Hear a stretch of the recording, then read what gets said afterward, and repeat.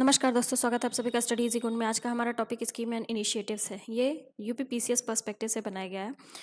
UPPCS का exam जो कि दिसंबर में होने वाला है, उसके लिए हम स्कीम और इनिशिएटिव्स लेकर के आए हैं। तो ये वीडियो आप लोग के लिए बहुत बेनिफिशियल होगी। चलिए एक एक करके देखते हैं, ठीक है। National schemes and initiatives.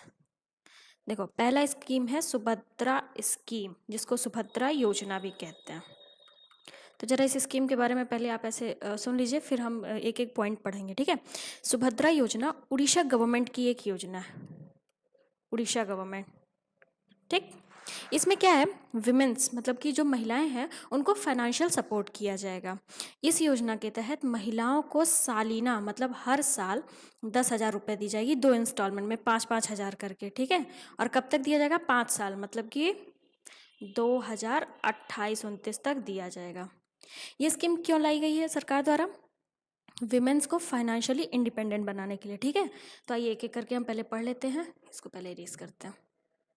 क्या दिया हुआ? Prime minister Shri Narendra Modi launched Subhadra, the flagship scheme of government of Orissa in Bhubaneswar, Orissa on September 17, 2024। सितंबर 2024 में ये स्कीम लाई गई है, ठीक है।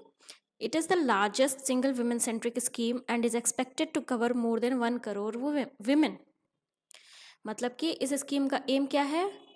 1 करोड़ विमेन को कवर करना। मतलब 1 करोड़ विमेन को ये जो फाइनेंशियल असिस्टेंस दिया जा रहा है, मतलब आर्थिक रूप से जो मदद दी जा रही है, 1 करोड़ विमेंस को दी जाए, ठीक है। फाइनेंशियल असिस्टेंस एम्ड, जो पैसे दिए जा रहे हैं उनका मतलब क्यों दिया जा रहा है, क्या एम है?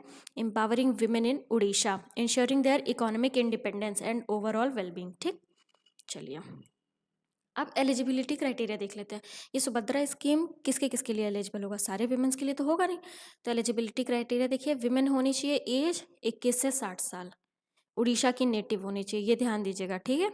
She must meet specific income criteria, कुछ इनकम क्राइटेरियाज दिए होते हैं, उनके अंडर में होना चाहिए। कौन कौन सी विमेंस इसमें से एक्सक्लूडेड हैं?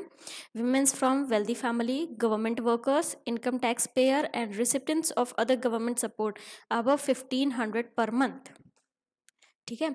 और भी जो गवर्नमेंट का सपोर्ट मिल रहा है, अगर उनको 1500 प्रतिमाह से अधिक का सपोर्ट सरकार की तरफ से मिल रहा है, तो इस स्कीम के अंडर में नहीं आएंगी, ध्यान दीजिएगा, ठीक। स्कीम के कुछ फीचर्स हैं, देख लेते हैं। फाइनेंशियल सपोर्ट प्रोवाइड किया जाएगा 10,000 का पर ईयर, कब से? 2024 से 2029 तक उड़ीसा की विमेंस को, ठीक है। फंड्स 2 इंस्टॉलमेंट में दिया जाएगा, 5,000 राखी पूर्णिमा अगस्त के दिन, और दूसरा इंटरनेशनल विमेन डे 8 मार्च को, ठीक है। अब ये देखिए, ये बहुत इंपॉर्टेंट है। Mode of payment Aadhaar based, directly उनके अकाउंट में जाएगा, ठीक है। और सुभद्रा डेबिट कार्ड भी उन्हें मिलेगा, जिसके थ्रू ये इजीली पैसा निकाल सकेंगे, ठीक। Over 60 lakh women have registered for now and registration are open until all qualifying beneficiaries are covered। अभी तक नियर अबाउट 60 लाख women इसमें रजिस्टर्ड कर चुके हैं, सुभद्रा योजना के लिए रजिस्टर्ड कर चुके हैं, और रजिस्ट्रेशन अभी भी खुला है, ठीक है। चलिए अब हम आगे बढ़ते हैं। दूसरा हमारा आ गया एग्रीश्योर स्कीम। अब जरा एग्रीश्योर स्कीम के बारे में भी थोड़ा आप जान लीजिए। हाल ही में union ministry for agriculture, farmer welfare and rural development, कौन है? शिवराज सिंह जी। तो शिवराज सिंह जी ने दिल्ली में एग्रीश्योर स्कीम को लॉन्च किया है, ठीक है। कौन लॉन्च किया है ये ध्यान दीजिएगा, यहाँ पे लिखा भी है। Union minister for agriculture, farmers welfare, rural development Shivraj Singh ने एग्रीश्योर स्कीम लॉन्च किया, कहाँ पे? न्यू दिल्ली में, ठीक। अब इस स्कीम को देखिए क्या है, 750 करोड़ इस स्कीम में लग रहे हैं, ठीक है। 3 जगह से ये पैसे आएंगे, कहाँ कहाँ से?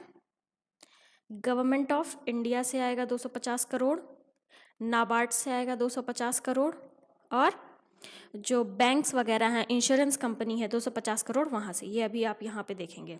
अभी मैं ऐसे ओवरऑल बता रही हूँ, आप सुन लीजिए पहले, फिर एक एक पॉइंट देखते हैं, ठीक है। तो ओवरऑल 750 करोड़ का कंट्रीब्यूशन है। कहाँ कहाँ से कंट्रीब्यूट हो रहा है? गवर्नमेंट ऑफ इंडिया, नाबार्ड, और जो bank, insurance company, private investors है वहाँ से, ठीक है। ये फंड जो है कहाँ रजिस्टर्ड होगा? सेबी में। Category second, alternative investment fund with SEBI, याद रखिएगा। आइए पहले हम यहाँ पे पढ़ लेते हैं सारी चीज़ें। ये तो आप देख ही लिया एग्रीश्योर। अब इसका एम क्या है, क्यों ये लाया गया? Fuel growth, foster innovation in agriculture and rural startup ecosystem. मतलब कि जो स्टार्टअप्स हैं एग्रीकल्चर वगैरह में उनको अट्रैक्ट करना, इसलिए ये एग्रीश्योर स्कीम आया है। ठीक है, कैपिटल ब्लेंडेड है, 750 करोड़ का कैपिटल है। कहाँ पे रजिस्टर्ड है? SEBI registered, category second, AIF, ये याद रखिएगा, डायरेक्ट पूछ सकता है। ठीक, कौन कौन कंट्रीब्यूट कर रहे हैं 750 में? Government of India 250 crore, NABARD 250 crore, और जहाँ पे 250 करोड़ बैंक्स, इंश्योरेंस कंपनी और प्राइवेट इन्वेस्टर्स।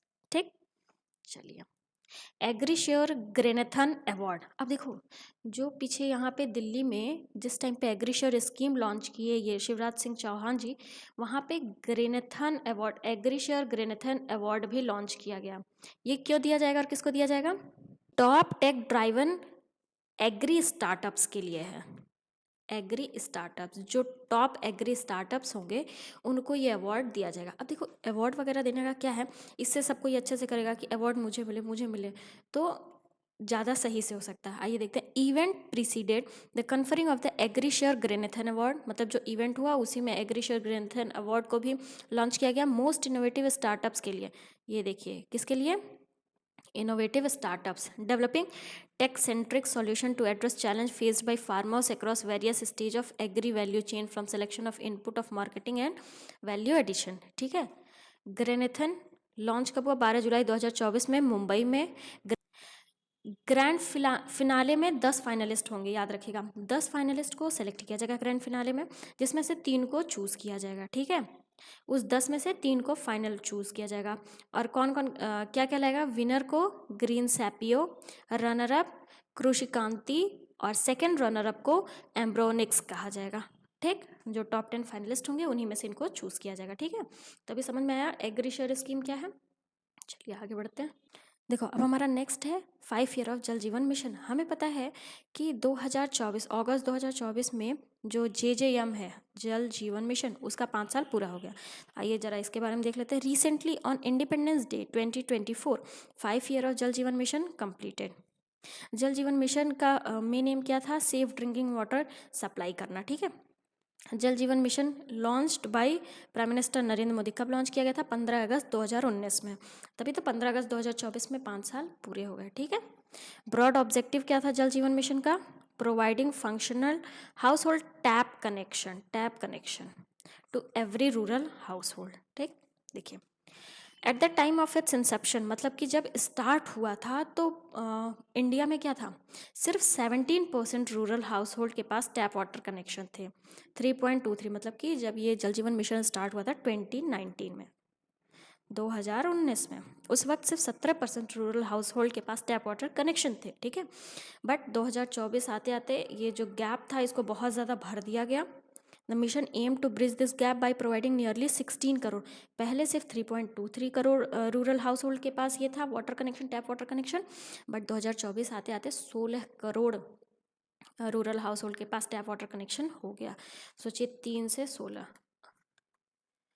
एक गैप को अच्छे से फिल कर लिया गया। ठीक है, एज ऑफ अगस्त 12 2024 जल जीवन मिशन है successfully provided tap water connection to 11.82 crore additional rural household, bringing the total coverage 15.07। ये दिया हुआ ना, near about, which amount 77.98% of all rural households in India. मतलब ओवरऑल 77% रूरल हाउस होल्ड के पास tap water connection हो गया। Start हुआ तो 3%, और ये मिशन जब कंप्लीट हुआ, 5 साल इसका कंप्लीट हुआ तो 77%। ठीक, चलिए हमारा नेक्स्ट स्कीम कौन सा है? One nation one location. अभी देखो, रिसेंटली में क्या है, मिनिस्ट्री ऑफ रोड ट्रांसपोर्ट और हाईवे ने सारे ट्रांसपोर्टेशन सिस्टम जैसे कि रोडवेज, रेलवेज, एयरवेज, वाटरवेज और रोपवेज को सिंगल हब में सेंट्रलाइज होने के लिए अनाउंस किया है, जिससे क्या हो सके, पूरे इंडिया में जो भी पैसेंजर्स को इनकन्वीनियंस, मतलब जो प्रॉब्लम फेस करना पड़ रहा है उसका कुछ सोल्यूशन निकल सके, उसको सॉल्व किया जा सके।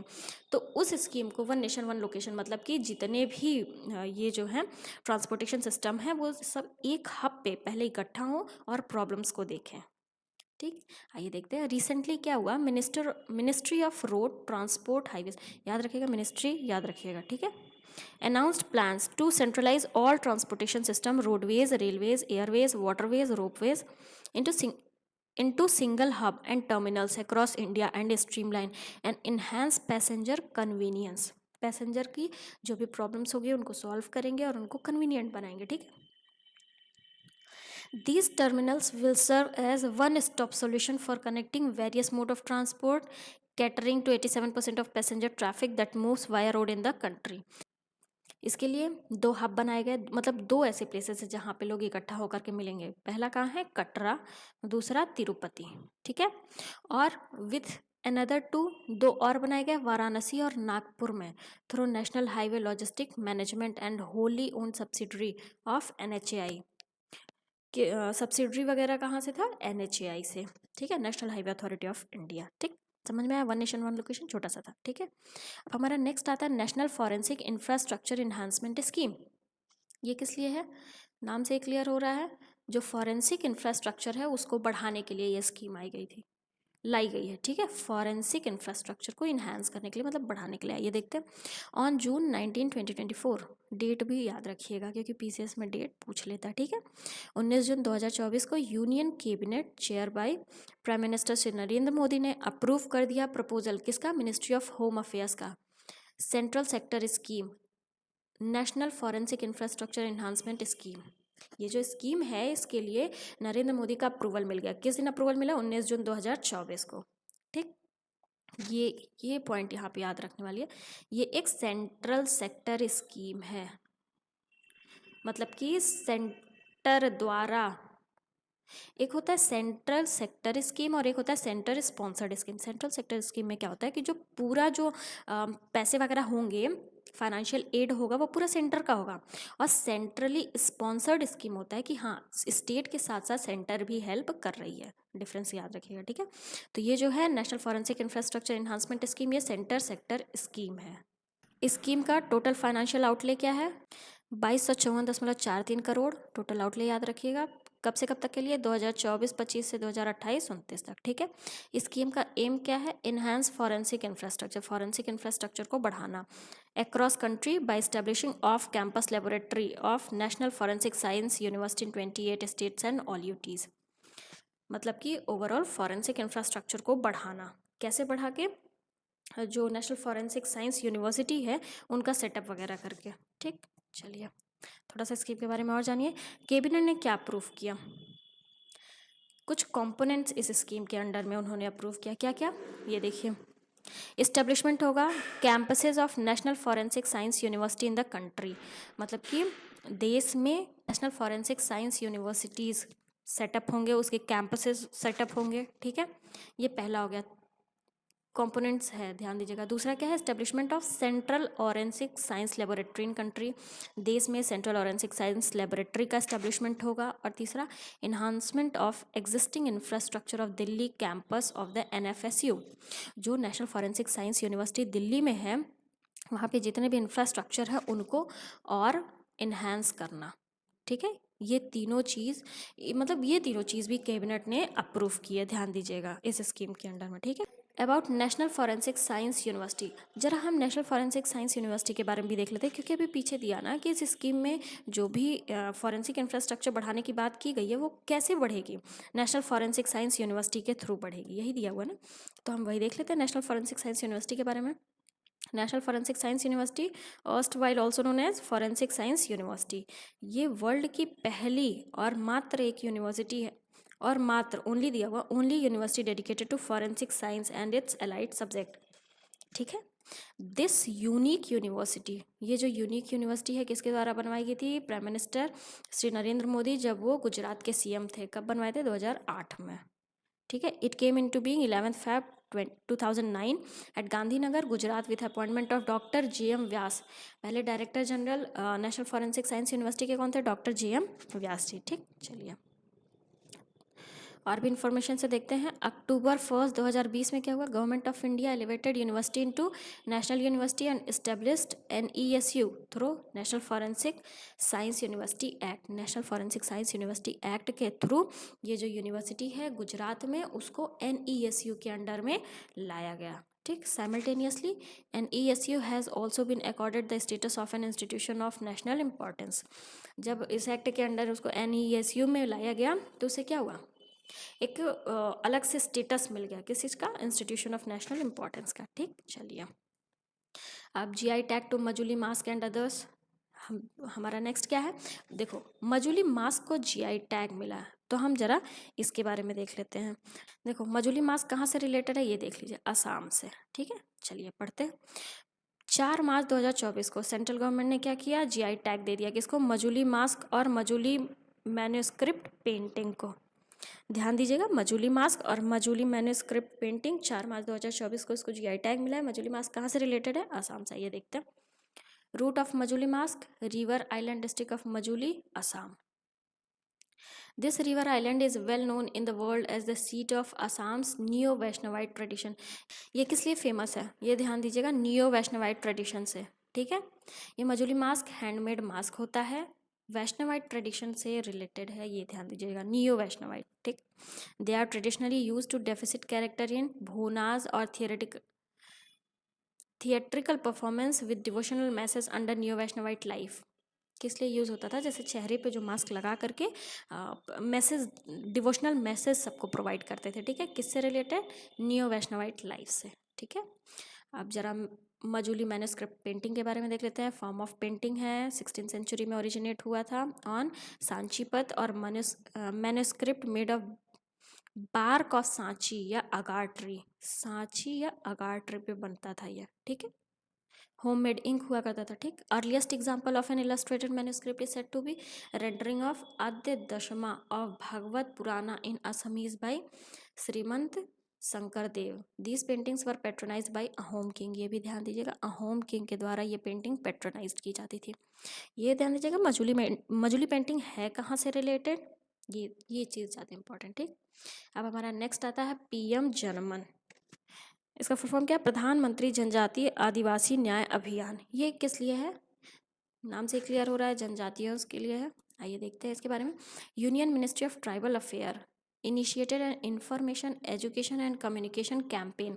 ये देखो, जो जनजातियां हैं उनके लिए इंफॉर्मेशन एजुकेशन कम्युनिकेशन कैंपेन लाए कौन, tribal ministry of tribal affair, union ministry of tribal affair. कब से, 25 दिसंबर 2023 से। ठीक है, अब इस कैंपेन के अंदर में क्या था, the campaign was started with aim of reaching out 22,000 particularly vulnerable tribal group, majority tribal habitation and PVTG family in 200 district across the country। ठीक है, देखो अर्लियर पहले क्या था कि प्रधानमंत्री नरेंद्र मोदी जी ने पीएम जनमन को लॉन्च किया था। कब लॉन्च किए थे, जनजातीय गौरव दिवस कब मनाया जाता है, ये भी याद रखिएगा, 15 नवंबर 2023 को। ठीक है, from Kunti district of Jharkhand. और उसके बाद ये कैंपेन आया 15 नवंबर 2023 को। नरेंद्र मोदी ने, हमारे जो प्राइम मिनिस्टर हैं नरेंद्र मोदी जी, जनजातीय गौरव दिवस 15 नवंबर को जो मनाया जाता है उस दिन ये पीएम जनमन को लॉन्च किए थे। ठीक है, बट उसके बाद क्या हुआ, 25 दिसंबर 2023 में पीएम जनमन के अंडर में ये कैंपेन भी आया, इन्फॉर्मेशन एजुकेशन कम्युनिकेशन कैंपेन आया पीवीटीजीज के लिए। ठीक, पीवीटीजी का मतलब पर्टिकुलरली वल्नरेबल ट्राइबल ग्रुप। ठीक है, अब हमारा नेक्स्ट आता है एनपीएस वत्सल। वत्सल का मतलब क्या होता है, माइनर्स। दिल्ली में ये लाया गया है एनपीएस वत्सल। आइए जरा इसके बारे में भी देख लेते हैं। September 18 2024 union minister for finance and corporate affair कौन है, श्रीमती निर्मला सीतारमन जी ने लॉन्च किया national pension system Vatsal scheme, pension for minors at New Delhi. During event, Union Finance Minister also launched online platform for subscribing to NPS Vatsal। देखो सीधा सीधा क्या है, 18 साल से कम उम्र के बच्चों के लिए ये आया है एनपीएस वात्सल्य। ठीक है, इसमें पेरेंट्स एनपीएस बच्चों का क्या करवाएंगे, एनपीएस वात्सल्य अकाउंट खुलवाएंगे। ठीक है, माइनर चाइल्ड्स के लिए। फिर क्या होगा, जब बच्चे 18 साल से ऊपर हो जाएंगे तो ये अपने आप कन्वर्ट हो जाएगा, जो सेविंग अकाउंट होता है, once the child become an adult account transition अपने आप हो जाएगा एनपीएस अकाउंट में। ठीक, एनपीएस का मतलब आप लोग समझ ही रहे होंगे, नेशनल पेंशन सिस्टम। जब ड्यूटी आप कोई ड्यूटी करते हैं, ड्यूटी कंप्लीट होने के बाद गवर्नमेंट जो पेंशन देती है वो है एनपीएस, नेशनल पेंशन स्कीम। ठीक है, तो ये वही है कि जो माइनर्स होंगे उनके लिए पेरेंट्स एक अकाउंट खुलवाएंगे जो कि एनपीएस वात्सल्य अकाउंट होगा। बच्चे जब एडल्ट हो जाएंगे, मतलब 18+ हो जाएंगे, तो वो अकाउंट अपने आप कन्वर्ट हो जाएगा रेगुलर एनपीएस अकाउंट में। ठीक है, किसके द्वारा अनाउंस किया गया था? यूनियन फाइनेंस मिनिस्टर द्वारा इसको यूनियन बजट 2024-25 में इसको अनाउंस भी किया गया था। ठीक है, ये एक्सटेंशन है जो एनपीएस है वो ये जो एनपीएस वात्सल्य है ये एनपीएस का एक्सटेंशन है, बच्चों पर फोकस करके पहले से ही एक्सटेंडेड है। ठीक, चलिए अब एनपीएस वात्सल्य के लिए एलिजिबिलिटी भी दी गई है, आइए देखते हैं। All minor child below 18 years plus account can be open in the name of minor and operated by parent and guardian. ये तो ऑलरेडी होता है, 18 बिलो जो बच्चे हैं उनका अकाउंट पेरेंट और गार्जियन ऑपरेट कर सकते हैं। ठीक है, scheme can be opened through various points of presence regulated by PFRDA such as Measure Bank, Indian post, pension fund, online platform, ENPS, कहीं से भी ये अकाउंट खोल सकता है। ठीक है, subscribers to make minimum contribution of 1000 per annum, मतलब कि साल भर में कम से कम उस अकाउंट में 1000 रुपये का कॉन्ट्रीब्यूशन होना चाहिए। ठीक, no limit of maximum contribution, maximum contribution का कोई लिमिट नहीं है। ठीक है, PFRDA will provide multiple investment choice to subscribers, बहुत सारे चॉइस वगैरह भी होंगे, जैसे आता रहता है ना कि ये है वो है, तो ऐसे बहुत सारे चॉइस सब्सक्राइबर्स के लिए PFRDA देता रहेगा। ठीक, चलिए अब है अष्टलक्ष्मी महोत्सव, हमारा नेक्स्ट स्कीम, नेक्स्ट पॉइंट क्या है? अष्टलक्ष्मी महोत्सव। अष्टलक्ष्मी महोत्सव कहाँ होने वाला है बताइए? भारत मंडप प्रगति मैदान न्यू दिल्ली में होने वाला है। ठीक है, 6 से 8 दिसंबर 2024 में। आइए देख, यूनियन मिनिस्ट्री फॉर कम्युनिकेशन, कौन? ज्योतिरादित्य एम सिंधिया ने सितंबर 13, 2024 को क्या लॉन्च किया? ऑफिशियल वेबसाइट लॉन्च किए, किसके लिए? महालक्ष्मी महोत्सव के लिए, जो कि कहाँ पे होता है? संचार भवन न्यू दिल्ली में। अष्टलक्ष्मी महोत्सव कब से कब तक होगा? ये 6 से 8 दिसंबर 2024 में कहाँ पे होगा? भारत मंडप प्रगति मैदान न्यू दिल्ली में। Festival draws inspiration from 8 north eastern state. 8 north eastern state है, नाम स्टेट्स का याद रखिएगा। आंध्र प्रदेश, असम, मणिपुर, मेघालय, मिजोरम, नागालैंड, सिक्किम, त्रिपुरा, इन्हीं को मिला करके अष्टलक्ष्मी कहा जाता है। ठीक है, 8 फॉर्म्स ऑफ प्रॉस्पेरिटी, इसीलिए इन 8 स्टेट्स का नाम याद रखिएगा, नॉर्थ ईस्टर्न स्टेट्स हैं। ठीक है, जगह याद रखिएगा। अष्टलक्ष्मी महोत्सव कहाँ होता है? कहाँ होगा? भारत मंडप प्रगति मैदान न्यू दिल्ली में होगा। इस बार कब होगा? 6 से 8 दिसंबर। ठीक, चलिए प्रधानमंत्री ग्राम सड़क योजना 4th, आइए इसके बारे में देख लेते हैं। Union cabinet chaired by prime minister Narendra Modi. 11 सितंबर 2024 को जो डिपार्टमेंट ऑफ रूरल डेवलपमेंट का प्रपोजल था, क्या ये जो इम्प्लीमेंटेशन ऑफ प्रधानमंत्री ग्राम सड़क योजना 4 को, उसको अप्रूव कर दिया है। ठीक है, 11 सितंबर 2024 को प्रपोजल जो था डिपार्टमेंट ऑफ रूरल डेवलपमेंट का, उसको अप्रूव कर दिया गया। किसके द्वारा? यूनियन कैबिनेट, जिसको चेयर कौन किए थे? Prime minister Narendra Modi ji. ठीक, कब से कब तक के लिए? 2024 से 25 से लेकर के 2028-29 तक।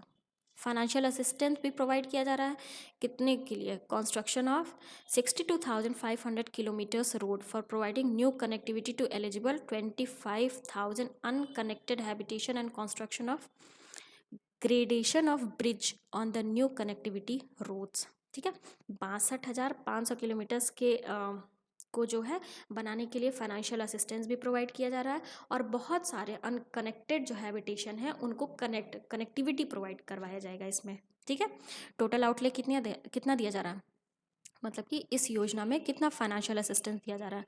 70,125 करोड़ का।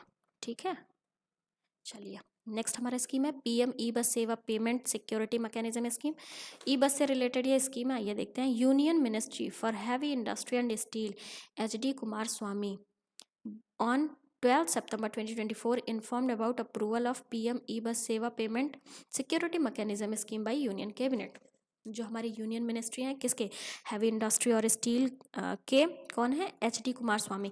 यही सारे फैक्ट्स आपको याद करने होते हैं, इसीलिए मैं बार बार इनको रट भी रही हूँ, बोल रही हूँ। ठीक है, HD कुमार स्वामी जी ने 12 सितंबर 2024 को इन्फॉर्म किया कि जो ये स्कीम था PM ई बस सेवा payment security mechanism scheme, union cabinet द्वारा इसको अप्रूवल मिल गई है। ठीक है, स्कीम किस लिए है? Procurement and operation of e buses for public transportation authority. E buses का ऑपरेशन किसके लिए? पब्लिक ट्रांसपोर्ट अथॉरिटी, जिससे कि जो पोल्यूशन वगैरह है वो उसको कंट्रोल किया जा सके। इसके लिए टोटल आउटले कितने का दिया गया है? 3,435.33 करोड़। ठीक है, ये याद रखिएगा। This scheme will support deployment of more than 38,000 electric buses from 2024 to 2028-29 2024-25 से लेके 2028-29 तक 38,000 इलेक्ट्रिक बसेस का जो एम है वो लिया गया है इस स्कीम में, ठीक है। This scheme will support operation of e buses for a period of up to 12 years from the date of deployment. ये जो ई बसेस है ये कम से कम जब डिप्लॉयमेंट डेट मतलब जिस डेट से डिप्लॉयड स्टार्ट होंगी उससे 12 साल तक वही सेम बसेस चलेंगी, ऐसा इस स्कीम में सपोर्ट किया गया, ठीक है। चलिए आगे बढ़ते हैं। 5 सक्सेसफुल ईयर ऑफ प्रधानमंत्री किसान मान धन योजना। देखो हमें पता है सितंबर 2019 में प्रधानमंत्री किसान मान धन योजना लाया गया था, तो अभी सितंबर 2024 में उसका 5 साल पूरा हो गया, ठीक है। तो उसी के बारे में ये दिया हुआ है, ये देखते हैं। प्रधानमंत्री किसान मान धन योजना कब लॉन्च हुआ था? सितंबर 12 2019 में, ठीक है। ये क्या था? जो भी land holding small marginal farmers हैं उनको सोशल सिक्योरिटी प्रोवाइड करने के लिए। ओल्ड एज पेंशन स्कीम था, voluntarily and contribution pension scheme. इस इनिशिएटिव के अंडर में क्या था? जो भी स्मॉल और मार्जिनल फार्मर्स इसके लिए एलिजिबल थे उनको मंथली 3,000 पेंशन दिया जाता था। कब? जब वो 60+ ईयर्स के हो जाएंगे, मतलब 60 साल से अधिक उम्र के हो जाएंगे तो 3,000 मंथली पेंशन दिया गया, ठीक। फार्मर्स एज बिटवीन, अब 18 से 40 के लिए क्या हुआ? Need to contribute between 55 to 200 per month until they turn 60। देखिए जो स्मॉल और मार्जिनल फार्मर्स थे हैं मतलब 18 से 40 के बीच में, वो मंथली 55 रुपये से लेकर के 200 रुपये तक कंट्रीब्यूट करें, जिससे कि जब वो 60+ हो जाएंगे तो उन्हें पैसे इजीली मिल सके। आप समझे? पेंशन तो गवर्नमेंट दे रही है, तो इससे इजीली अगर आप कंट्रीब्यूट करते हैं कुछ अमाउंट तो आपको पैसे आसानी से मिल जाएंगे, ठीक। एज ऑफ अगस्त 6 2024 टोटल आउटलेस में कितना हो गया? मतलब जो लोग पैसे सबमिट किए, फार्मर्स ने जो अपना सबको कंट्रीब्यूट किया, तो टोटल कितना हो गया 2024 तक में? 23.38 लाख, ठीक। Under this scheme Bihar leads, Bihar से सबसे ज़्यादा कंट्रीब्यूशन आई है फार्मर्स की 3.4 लाख, वाइल झारखंड दूसरे स्थान पे था 2.5 लाख रजिस्ट्रेशन में। उत्तर प्रदेश, छत्तीसगढ़, उड़ीसा में 2.5 लाख, 2 लाख एंड 1.5 लाख, मतलब कि उत्तर प्रदेश में 2.5, छत्तीसगढ़ से 2, उड़ीसा से 1.5, ठीक। ओवरऑल कंट्रीब्यूशन 18 to 40 ईयर्स के जो भी फार्मर्स थे वो कंट्रीब्यूट कर रहे थे 55 रुपीज़ से 2,000, जिसमें से बिहार लीड पोजीशन पे 3.4 लाख वहाँ से कंट्रीब्यूट हुआ है, ठीक है। So this is end of our lecture. Thank you for watching this. Please do like, share and subscribe. और गाइज़ ये तो कुछ ही स्कीम्स थे, अब हम इसके बाद एक वीडियो लाएंगे जिसमें हम स्कीम्स, जो मेजर स्कीम्स हैं, मेजर पोर्टल्स हैं, मेजर ऐप्स हैं, उन सारे को भी कवर करेंगे। तो अगर आप लोगों ने अभी तक चैनल को सब्सक्राइब नहीं किया है तो please do like, share and subscribe. Thank you.